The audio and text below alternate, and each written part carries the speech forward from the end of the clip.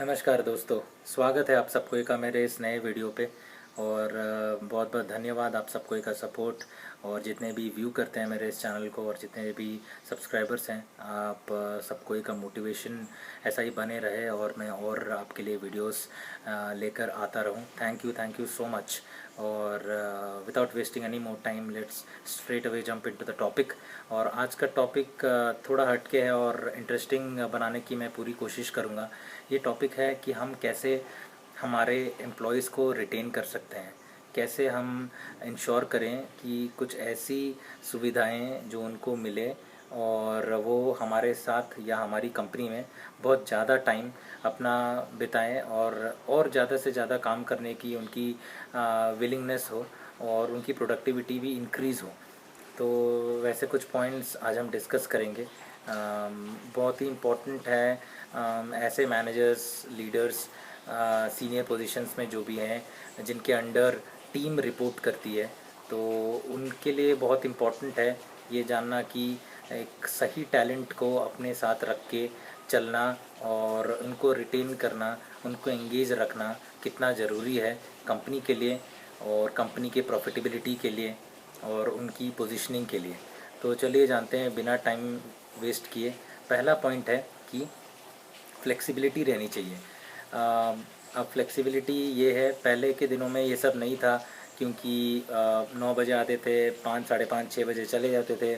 एक जगह बैठ के आपको काम करना था रिमोटली, एक जगह, वहाँ से हिलो नहीं, आप कहीं भी जाके काम नहीं कर सकते क्योंकि वहाँ पे इतनी टेक्निक्स नहीं थी, नेटवर्क इश्यूज़ थे, इतने टेक्नोलॉजी एडवांस नहीं थी वो टाइम पे।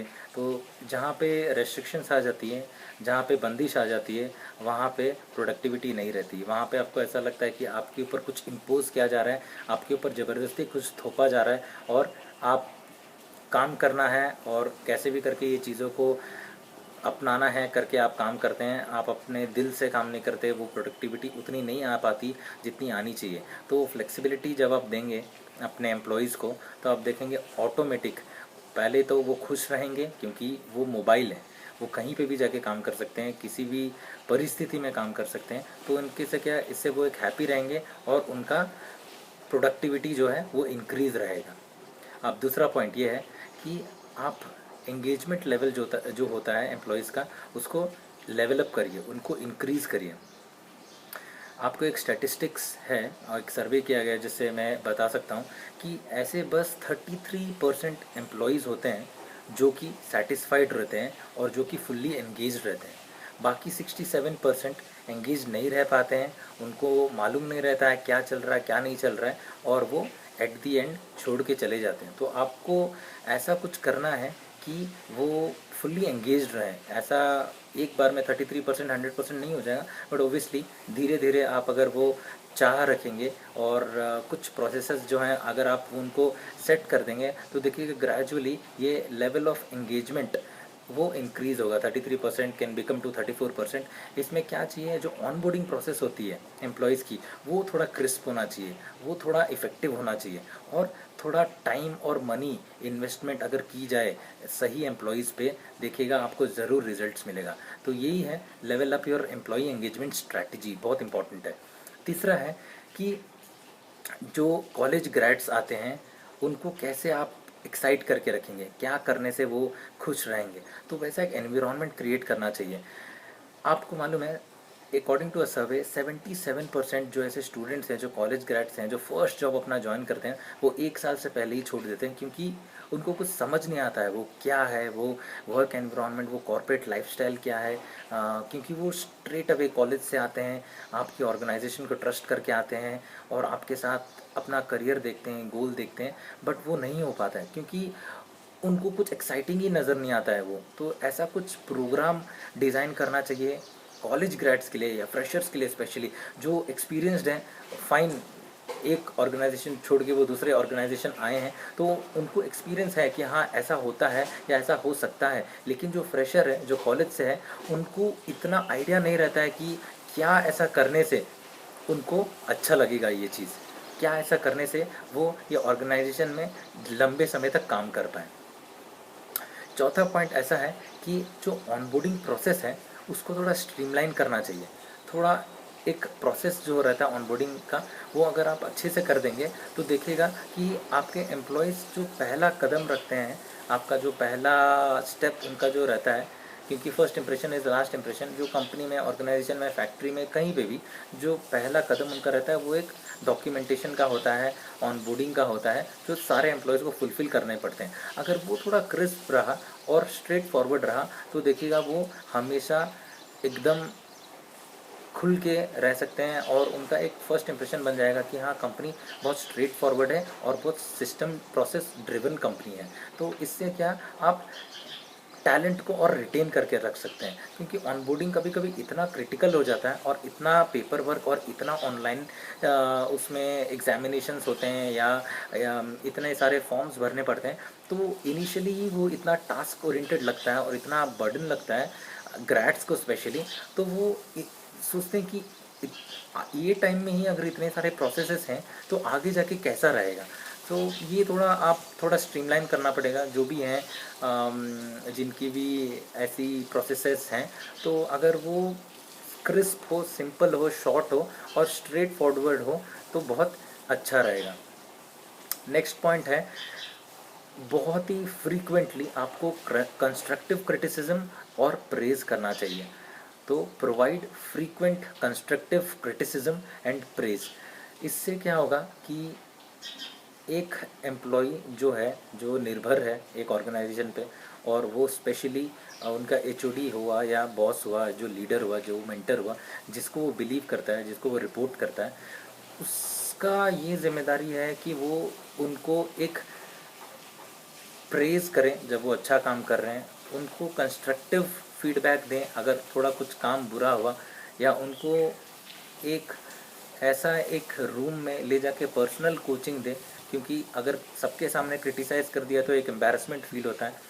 और हमेशा याद रखिएगा कि जो भी प्रेज़ है, या कोई भी अगर एम्प्लॉय को हमें अच्छा प्रेज़ करना है, उसको शाबाशी देना है, वो हम 10 लोगों के बीच कर सकते हैं। लेकिन अगर हम किसी को कुछ फीडबैक देना है, किसी को हमें एक लेसन सिखाना है, या किसी को हमें गलतियां दिखानी है, वो सबके सामने हम नहीं दिखा सकते। इससे क्या एम्बैरेसमेंट होगा, वो एक एम्प्लॉय डीमोटिवेट हो जाएगा और चांसेस बहुत है कि वो और आपको उस नज़रिए से नहीं देखेगा और वो आपसे बहुत डर के रहेगा और वो खुलेगा नहीं आपसे, क्योंकि उसको ये डर रहेगा हमेशा कि कहीं मैं कुछ गलती ना कर दूं और ये गलती मेरी सबके सामने हाईलाइट हो जाएगी और मैं कहीं सबके सामने मेरा जोक बन के रह जाएगा। तो बहुत इम्पोर्टेंट है, सब गलतियां करती हैं, गलतियां आप एक इंडिविजुअली अलग से बताइएगा, और किसी को अगर प्रेज़ करना है तो सबके सामने प्रेज़ करिएगा। तो क्या होगा, उसका मोटिवेशन लेवल बढ़ेगा ही बढ़ेगा, दूसरों का भी ये खुद का प्रोत्साहित बढ़ेगा कि हाँ, आज इतनी बड़ी ये मिली है, सबके सामने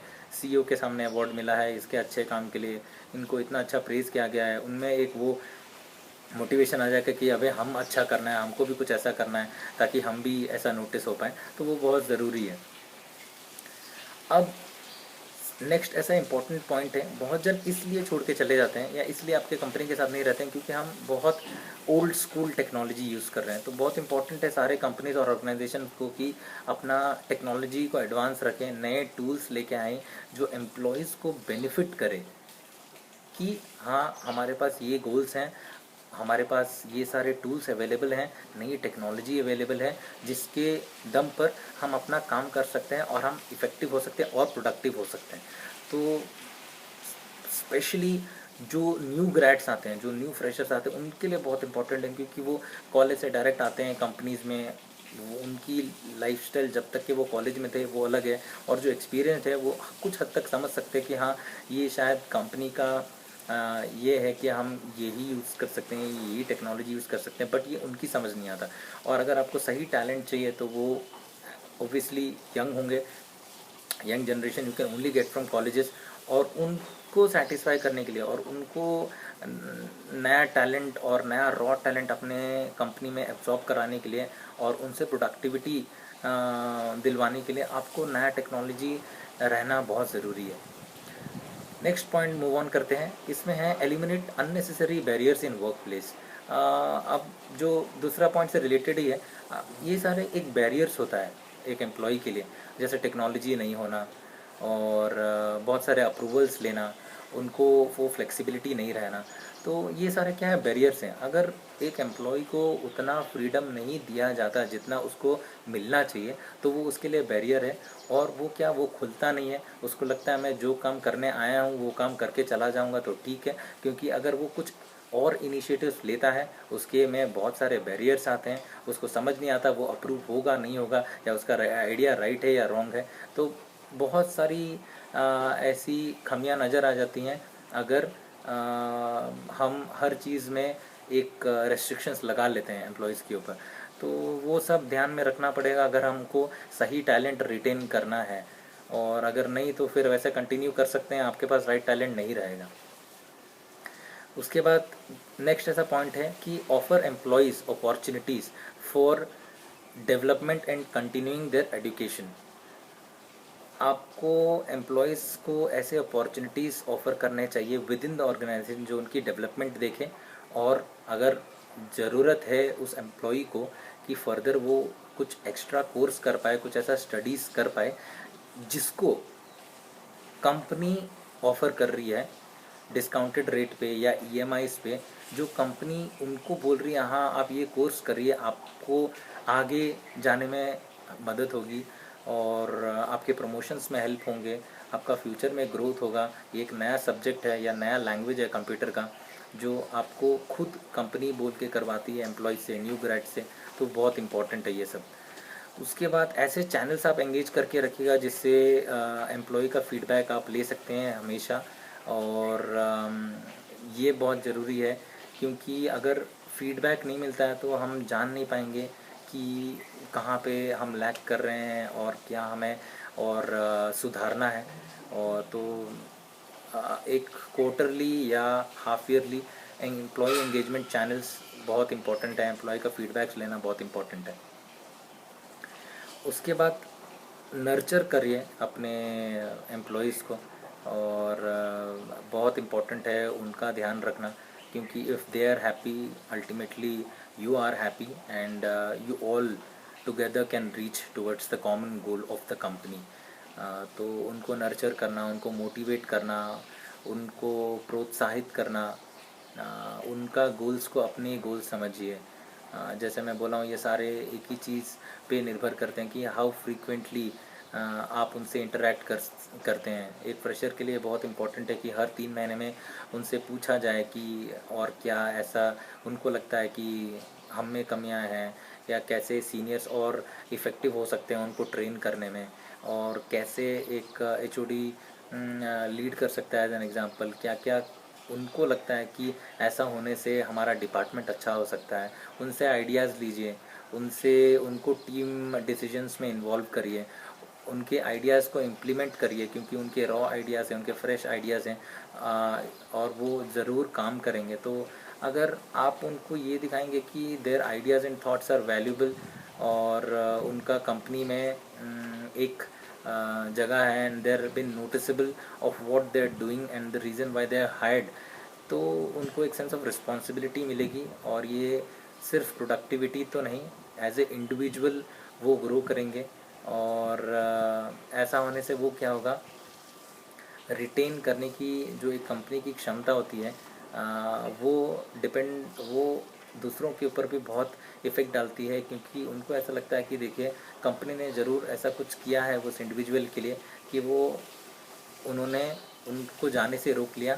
और ये बहुत एक पॉजिटिव इम्पैक्ट डालते हैं दूसरे एम्प्लॉयज़ पे भी कि हाँ हम भी मेहनत करेंगे, हम भी ऐसा ही काम करेंगे, हमको भी कंपनी अच्छे से देखेगा।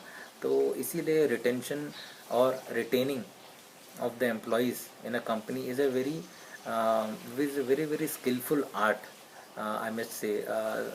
ऐसा सबके बस की बात नहीं है कि एक जो अपना माइंड चेंज कर लिया है उसको एकदम ऐसा मोटिवेट करके अपने साथ वापस रखना या उनको समझा के वापस रिटेन करना, ये इतना आसान काम नहीं है दोस्तों। और कुछ ऐसे पॉइंट्स हैं मैंने शेयर किया है, आई एम श्योर सबका अपना अपना तरीका होगा, बट ये ऐसे कुछ पॉइंट्स हैं जिसको हम ध्यान में रखते हुए हमारे जो चहेते एम्प्लॉयज़ हैं हम उनको रिटेन कर सकते हैं और कंपनी को आगे बढ़ा सकते हैं। ये है रहा दोस्तों आज का मेरा टॉपिक। आप सबको अच्छा लगे तो प्लीज़ सब्सक्राइब कर दीजिए मेरे चैनल। मेरा नाम सुधीर है, चैनल का नाम ट्रेनिंग गुरु सुधीर। लाइक करिए, कमेंट करिए मेरे चैनल को, और कुछ और वीडियोस अगर कोई रिलेटेड टॉपिक्स चाहिए तो प्लीज़ कमेंट सेक्शन में लिख दीजिएगा। मैं वो भी आप सबको के लिए प्रिपेयर करके आके आपको एक अच्छा सा वीडियो बनाऊंगा, शॉर्ट वाला, जिससे आपको पूरा नॉलेज मिले। तब तक के लिए अपना ख्याल रखिए, ऐसे ही मुस्कुराते रहिए, और आपका वीकेंड अच्छा रहे। धन्यवाद।